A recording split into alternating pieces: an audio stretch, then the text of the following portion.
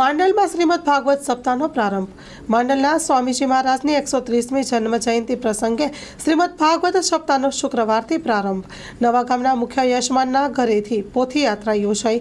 કથા મંડપમાં પોથીની પૂજન, કથા વાચક શાસ્ત્રીએ શ્રોતાઓને મંત્રમુગ્ધ કર્યા. Story report by Mahendra Gajjar, Mandal. જય સિયારામ. મારું નામ પાવરત જગદીશ હરીભાઈ. અમારે માંડલ પૂજ્ય સ્વામીજી બાપાના આશ્રમમાં દર સાલ એમના જન્મ જયંતિ નિમિત્તે પારાયણનું આયોજન કરવામાં આવે, જેના ભાગરૂપે અમને અમારા પરિવારને આનો લાવો મળ્યો છે મુખ્ય યજમાન થવાનો. તો પૂજ્ય સ્વામીજી દાદાની 130મી જન્મ જયંતિ નિમિત્તે ભાગવતનું આયોજન કરેલું છે, જેનું રસપાન આખા માંડલને કરાવવામાં આવે છે. તથા બપોરનું પ્રસાદનું આયોજન અને સાંજનું પ્રસાદનું આયોજન કરાવવામાં આવેલું છે. એ ઉપરાંત સ્વામીજીના આશ્રમમાં એક આંખની હોસ્પિટલ પણ ચાલુ છે, વૃદ્ધાશ્રમ પણ ચાલુ છે અને સારી સારી પ્રવૃત્તિઓ થાય છે.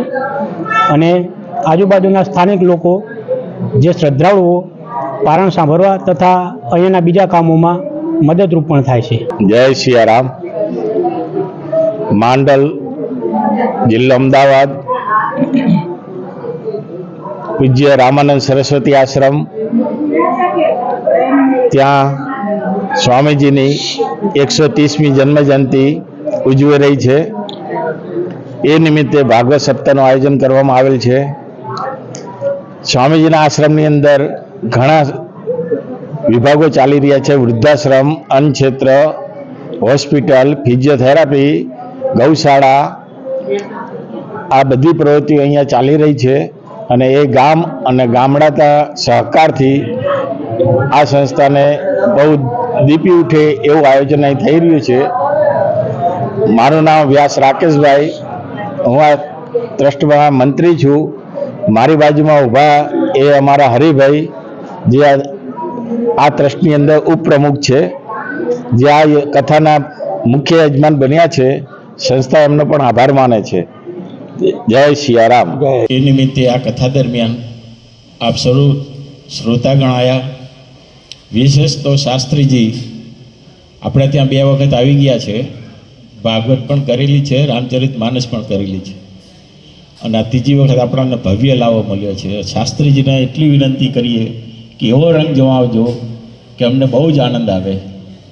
તમારામાં રાધા અવતાર અંદર બેસી જાય અને અમને આનંદ કરાવે એવો આનંદ કરાવજો. આપણી સંસ્થાના અંદર વૃદ્ધાશ્રમ છે, ગૌશાળા છે, બીજું એ આપણી હોસ્પિટલની અંદર ફિઝિયોથેરાપી સેન્ટર ચાલુ કરવામાં આવેલ છે. માં motor driving, safe and sure driving. Driving એ શોખ સાથે આપની મોટી જવાબદારી પણ છે. અમારા ઇન્સ્ટ્રક્ટર દ્વારા સચોટ અને સરળ માર્ગદર્શન. આપની રોજની તાલીમની માહિતી મેળવીને શું અધુરાશ છે એના ઉપર પૂરું ફોકસ કરાય છે.